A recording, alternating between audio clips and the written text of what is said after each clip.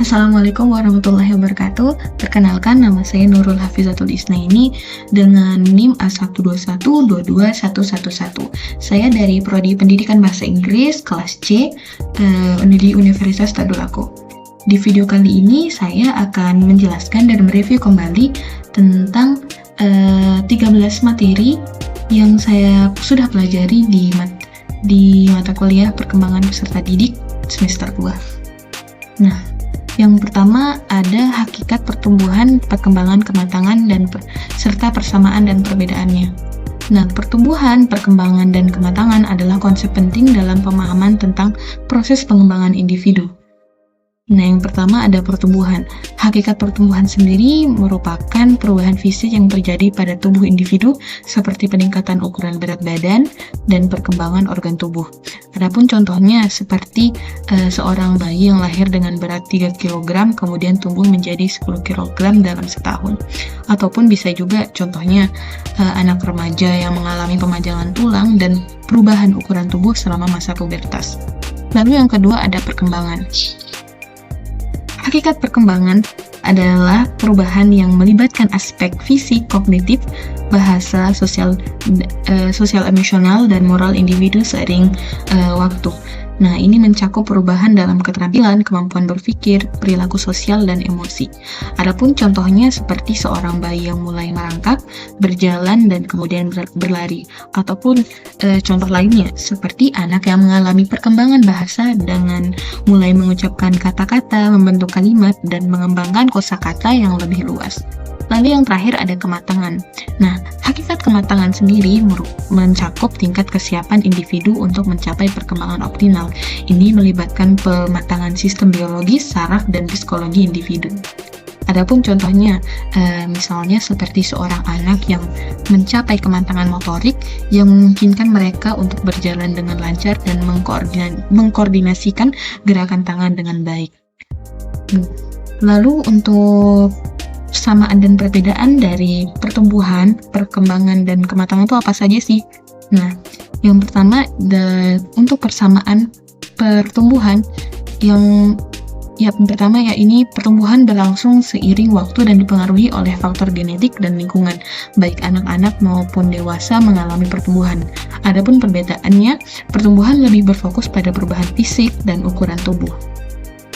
Lalu yang kedua ada perkembangan. Nah, persamaan dari perkembangan dengan yang lainnya ini adalah perkembangan berlangsung sepanjang kehidupan individu dan melibatkan berbagai aspek yang saling terkait. Sedangkan perbedaannya, perkembangan lebih luas dan mencakup aspek selain fisik. Lalu, yang terakhir adalah kematangan. Persamaan dari kematangan sendiri adalah kematangan mempengaruhi kemampuan individu untuk belajar, berinteraksi, dan mencapai kemampuan tertentu. Sedangkan untuk perbedaannya, kematangan berkaitan dengan tingkat kesiapan individu, sedangkan pertumbuhan dan perkembangan merujuk pada perubahan yang terjadi seiring waktu. Nah, lalu untuk materi kedua, yaitu adalah hukum-hukum perkembangan peserta didik. Hukum-hukum perkembangan peserta didik adalah prinsip-prinsip atau aturan yang menggambarkan pola dan tahapan perkembangan yang umum dialami oleh individu selama masa pertumbuhan dan perkembangannya. Hukum-hukum ini didasarkan pada penelitian dan pemahaman ilmiah tentang perkembangan manusia. Ada beberapa contoh hukum-hukum perkembangan peserta didik yang umum dikenal. Nah, yang pertama ini adalah hukum perkembangan fisik, lalu yang kedua adalah hukum perkembangan kognitif, yang ketiga ada hukum perkembangan bahasa, dan yang keempat ada hukum perkembangan sosial emosional. Lalu yang kelima ada hukum perkembangan moral. Nah, hukum-hukum ini memberikan panduan dan pemahaman tentang perkembangan peserta didik dan dapat digunakan dalam konteks pendidikan untuk merancang strategi pembelajaran yang sesuai dengan tahapan perkembangan yang sedang dialami oleh anak-anak. Lalu materi yang ketiga adalah perkembangan berdasarkan ciri-ciri biologis, konsep didaktif, ciri-ciri psikologis, konsep tugas perkembangan, dan konsep tumbuh kembang manusia dalam Islam. Di materi ini menjelas tentang beberapa hal.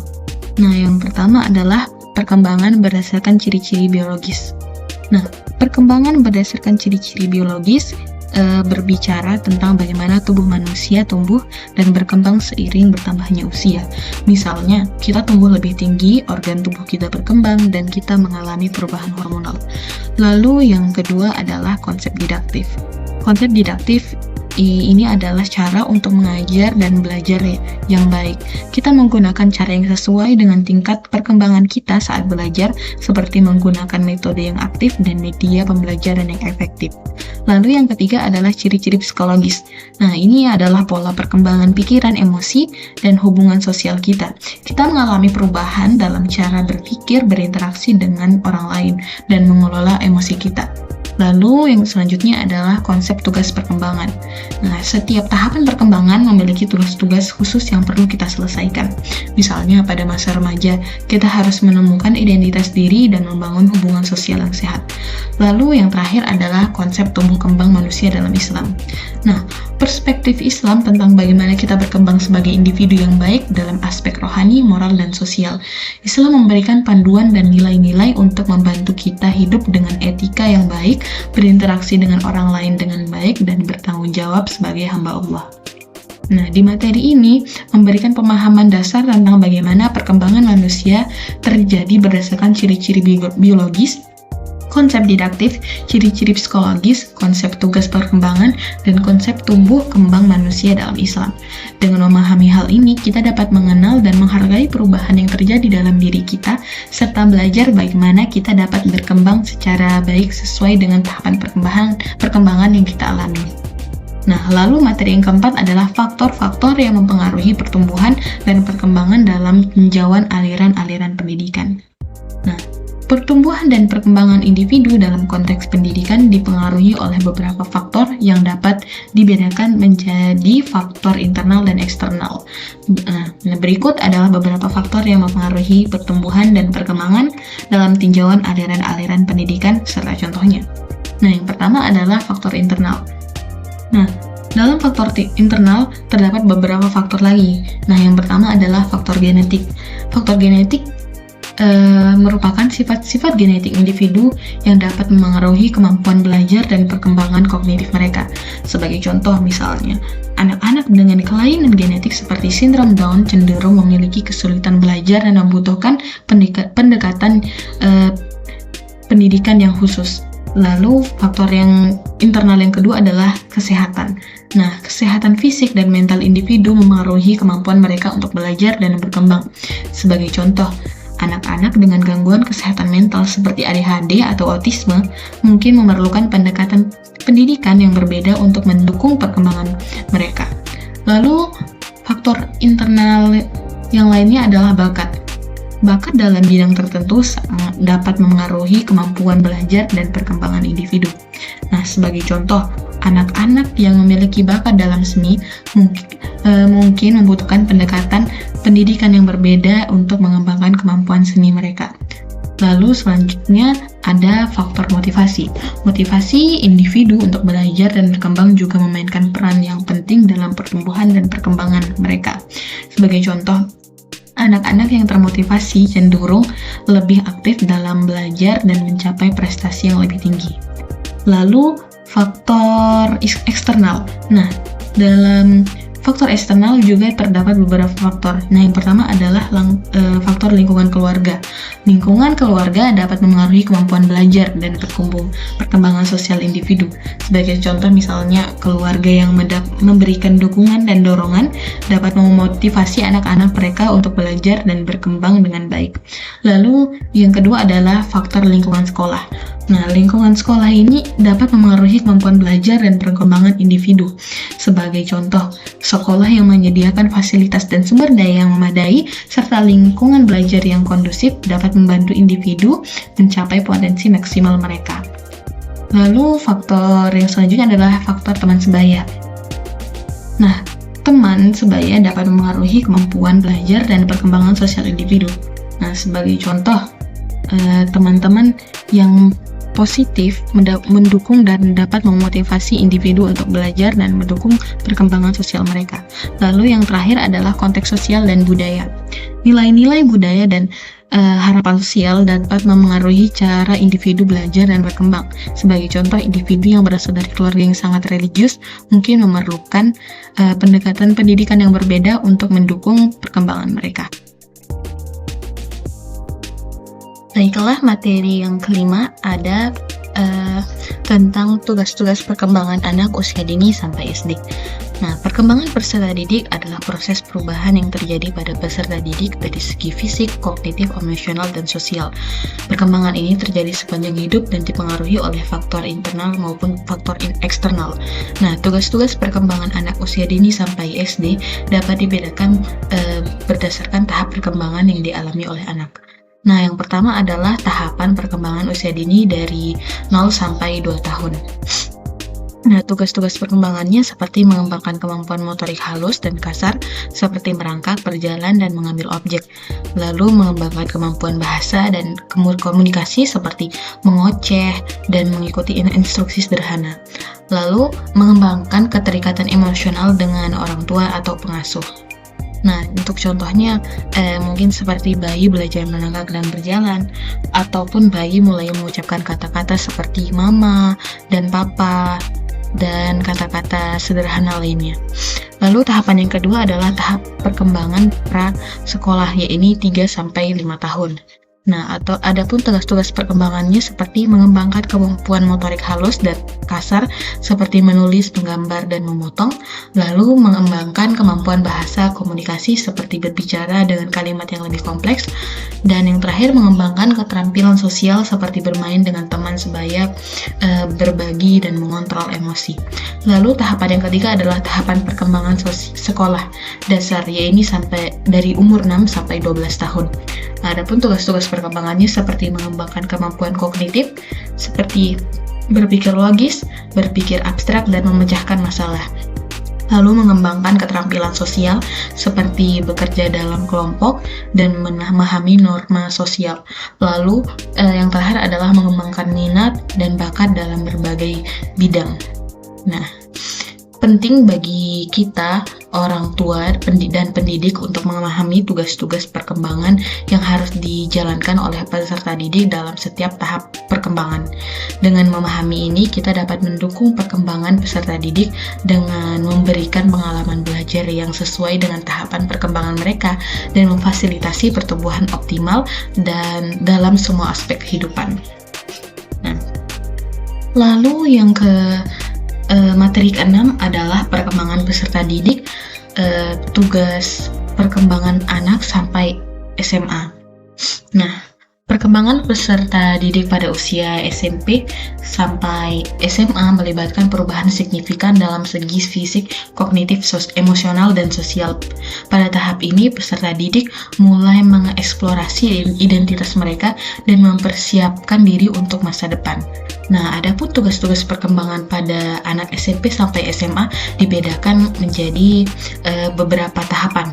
Nah, yang pertama adalah tahapan perkembangan SMP, yaitu dari umur 12 sampai 15 tahun.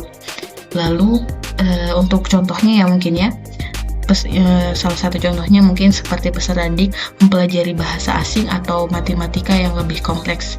Ataupun bisa juga contohnya seperti peserta didik belajar bekerja dalam kelompok dan memahami norma sosial.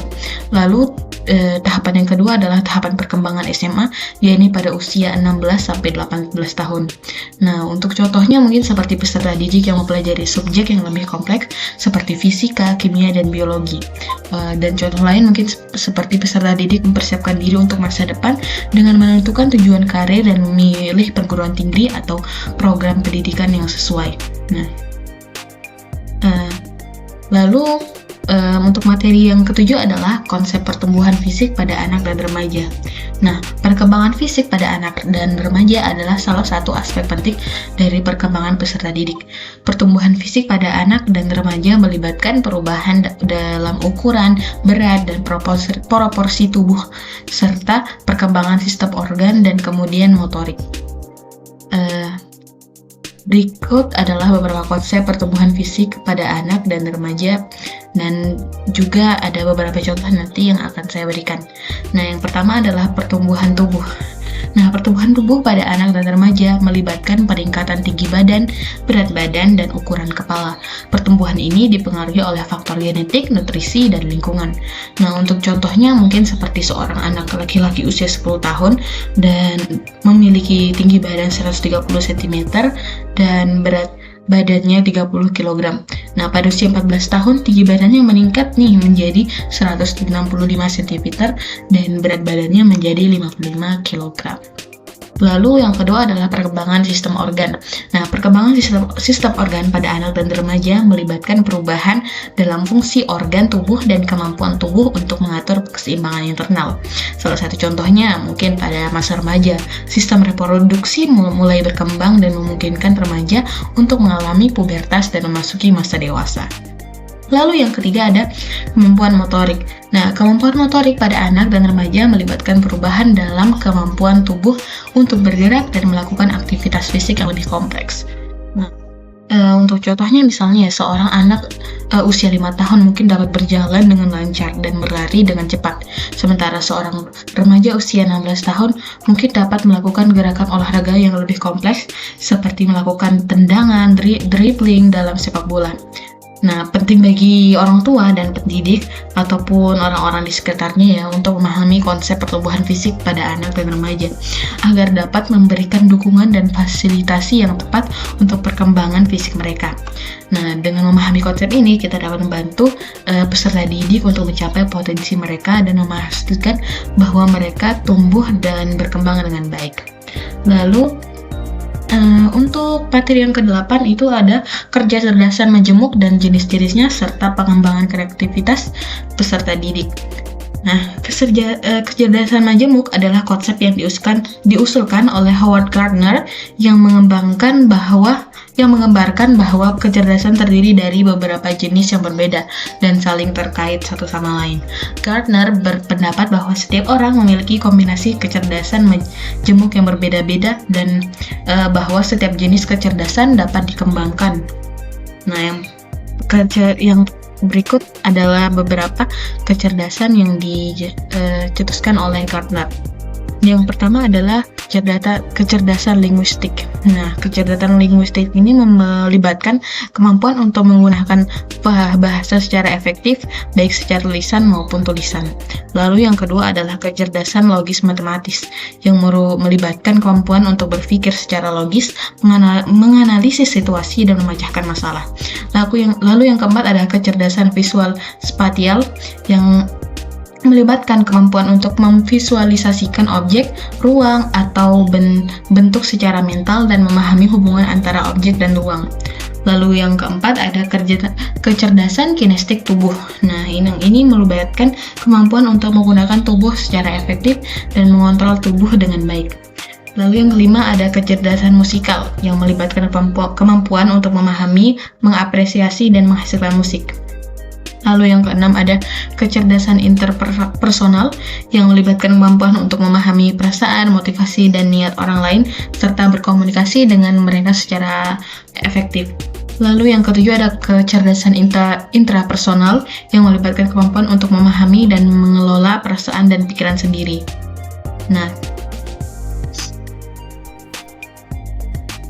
Nah, pengembangan kreativitas pada peserta didik dapat dilakukan dengan berbagai cara, seperti memberikan tugas yang menantang, mengajarkan teknik pemecahan masalah, dan merangsang imajinasi. Nah, berikut adalah beberapa contoh pengembangan kreativitas pada peserta didik.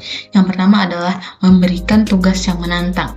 Lalu, yang kedua adalah mengajarkan teknik pemecahan masalah. Yang ketiga adalah merangsang imajinasi. Dan yang keempat adalah memberikan kesempatan untuk bereksplorasi.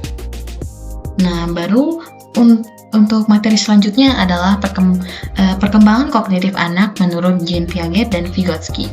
Nah, Jean Piaget dan Vygotsky adalah dua tokoh besar dalam psikologi perkembangan anak. Keduanya memiliki pandangan yang berbeda tentang perkembangan kognitif anak. Nah, menurut Piaget, anak-anak mengalami 4 tahap perkembangan kognitif yang berbeda. Yang pertama adalah tahap sensorimotor dari 0 sampai 2 tahun. Lalu yang kedua ada tahap praoperasional dari 2 sampai 7 tahun. Lalu yang ketiga adalah tahap operasional konkret dari umur 7 sampai 12 tahun. Dan yang terakhir ada tahapan operasional formal, yaitu pada usia 12 tahun ke atas. Nah, pada setiap anak-anak mengembangkan kemampuan kognitif yang berbeda, seperti pemahaman tentang objek, ruang, waktu, dan kausalitas. Nah, untuk contoh dari perkembangan kognitif menurut Piaget adalah ketika mungkin ya, seperti seorang anak pada tahap sensorimotor belajar untuk mengenali objek dengan orang yang berbeda dari dirinya sendiri dengan meraba dan melihat. Sedangkan pada tahap operasional formal, anak-anak mampu melakukan pemikiran abstrak dan pemecahan masalah. Nah, sementara itu, Vygotsky berfokus pada peran interaksi sosial dalam perkembangan kognitif anak. Nah, ia berpendapat bahwa anak-anak belajar melalui interaksi dengan orang dewasa dan teman sebayanya. Konsep kunci dalam pandangan Vygotsky adalah zona pembangunan proksimal atau bisa disingkat ZBD, yang mengacu pada jarak antara kemampuan anak saat ini dan kemampuan yang dapat dicapai dengan bantuan dari orang dewasa atau teman sebayanya yang lebih mampu. Nah, contoh dari perkembangan kognitif menurut Vygotsky adalah ketika seorang anak yang belajar menyelesaikan masalah matematika yang lebih sulit melalui bantuan dari seorang guru atau teman sebayanya yang lebih pandai. Nah, perbedaan pandangan antara Piaget dan Vygotsky ini menunjukkan bahwa perkembangan kognitif anak dipengaruhi oleh beberapa faktor, termasuk faktor biologis, lingkungan, dan sosial. Nah, lanjut ke materi yang ke-10, yaitu perkembangan bahasa dan kepribadian pada anak. Nah, perkembangan bahasa dan kepribadian merupakan 2 aspek penting dalam perkembangan anak. Bahasa memungkinkan anak untuk berkomunikasi, sedangkan kepribadian mencakup karakteristik unik dan perilaku anak. Nah, yang pertama adalah perkembangan bahasa anak. Nah, perkembangan bahasa pada anak ini terdapat beberapa tahap. Yang pertama adalah tahapan awal, di mana anak mulai mengoceh dan meniru suara-suara yang mereka dengar di sekitar mereka. Lalu yang kedua adalah perkembangan kosakata, di mana anak mulai meningkatkan kosakata mereka dan memahami makna dari kata-kata yang lebih kompleks. Nah, lalu yang ketiga ada kemampuan berbicara, di mana anak dapat mengembangkan kemampuan berbicara dan menggabungkan kata-kata menjadi kalimat yang lebih kompleks. Lalu yang terakhir adalah pemahaman bahasa. Nah, di mana anak mulai memahami petunjuk, perintah, dan cerita yang mereka dengar. Lalu selanjutnya adalah perkembangan kepribadian pada anak. Nah, ini mencakup beberapa hal. Yang pertama adalah identitas diri, interaksi sosial, emosi dan empati, dan kemandirian. Nah, penting bagi kita, orang tua dan pendidik untuk memahami perkembangan bahasa dan kepribadian anak, guna memberikan dukungan dan bimbingan sesuai dalam proses pertumbuhan mereka. Nah, lalu materi selanjutnya atau materi yang ke-11 adalah perkembangan sosial emosional dan perkembangan spiritual. Nah, perkembangan sosial emosional dan perkembangan spiritual adalah 2 aspek penting dalam perkembangan peserta didik. Nah, berikut beberapa penjelasan singkat tentang masing-masing aspek dan contohnya ya. Nah, yang pertama adalah perkembangan sosial emosional. Nah, perkembangan sosial emosional mencakup kemampuan peserta didik untuk memahami dan mengelola perasaan mereka, berinteraksi dengan orang lain, dan membentuk hubungan sosial yang sehat. Nah, hal ini sangat penting dalam membentuk kepribadian dan kemandirian peserta didik. Nah, untuk contohnya mungkin seorang anak yang mampu menunjukkan empati pada teman-temannya yang sedang sedih atau kesulitan. Lalu yang kedua adalah perkembangan spiritual. Perkembangan spiritual ini mencakup kemampuan peserta didik untuk menemukan arti dan tujuan hidup, mengembangkan nilai-nilai moral dan etika, serta mempertanyakan makna keberadaan mereka. Hal ini sangat penting dalam membentuk identitas dan makna hidup peserta didik. Nah, untuk contohnya, mungkin seorang anak yang tertarik dengan pertanyaan tentang keberadaan Tuhan atau makna dari kehidupan, atau mungkin seorang remaja yang memiliki pandangan moral yang kuat dan mampu mempertahankan nilai-nilai mereka dalam situasi yang sulit atau dalam konflik. Nah, perkembangan sosial, emosional, dan spiritual pada peserta didik adalah proses yang kompleks dan berkelanjutan. Oleh karena itu, peran pendidik sangat penting dalam membantu peserta didik untuk mengembangkan kedua aspek tersebut dengan cara yang positif dan seimbang. Nah, materi yang ke-12 adalah perkembangan moral kecanduan gadget terhadap anak SD. Nah, perkembangan peserta didik mencakup banyak aspek ya, termasuk perkembangan sosial emosional, perkembangan fisik, dan perkembangan intelektual, dan perkembangan moral dan spiritual. Nah, dalam konteks kecanduan gadget, perkembangan moral menjadi sangat penting karena anak SD masih dalam tahap pembentukan nilai dan sikap moral. Nah, kecanduan gadget dapat mempengaruhi perkembangan moral anak SD dengan berbagai cara.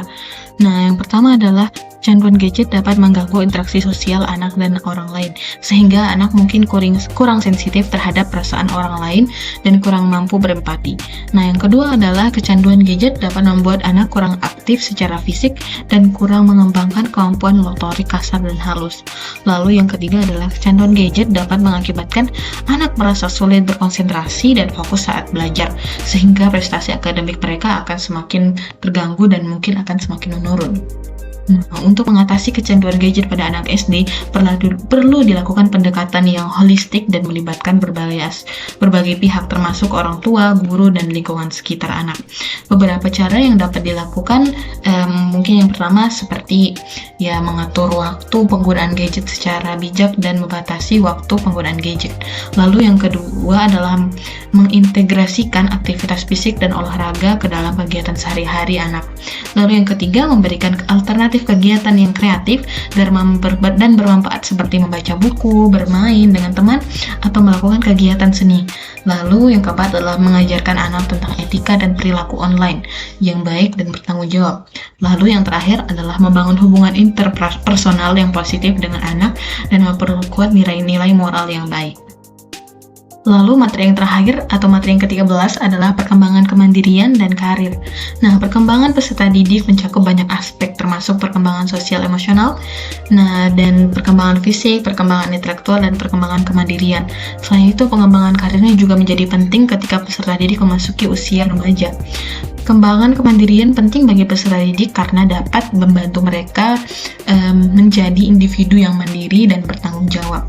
Nah, untuk contohnya ya, yang pertama mungkin kemampuan mengambil keputusan yang tepat dan bertanggung jawab atas keputusan tersebut. Dan yang kedua adalah kemampuan mengatur waktu dan tugas dengan baik serta bertanggung jawab atas pekerjaan yang diberikan. Lalu kemampuan berbicara dan berkomunikasi dengan baik serta membangun hubungan interpersonal yang baik. Dan yang selanjutnya adalah kemampuan menyelesaikan masalah dan mengatasi hambatan dengan cara yang efektif. Nah, sementara itu perkembangan karirnya menjadi penting ketika peserta didik memasuki usia remaja dan memulai persiapan untuk masa depannya. Nah, beberapa contoh mungkin ya untuk perkembangan karir pada peserta didik, di antara lain mungkin yang pertama, kemampuan memilih bidang karir yang sesuai dengan minat dan bakat mereka, kemampuan mengembangkan keterampilan dan keahlian yang dibutuhkan di bidang karir yang diminati, kemampuan untuk membangun jejaring dan koneksi di bidang karir yang diminati, lalu yang terakhir adalah kemampuan untuk membuat rencana karir dan mengambil tindakan untuk mencapai tujuan karir tersebut. Nah, untuk membantu peserta didik mengembangkan kemandirian dan karir yang baik, diperlukan peran dari orang tua dan pendidik yang aktif tentunya ya. Orang tua dan pendidik dapat memberikan dukungan dan bimbingan dalam upaya mengembangkan kemandirian karir peserta didik dengan cara yang tepat dan efektif.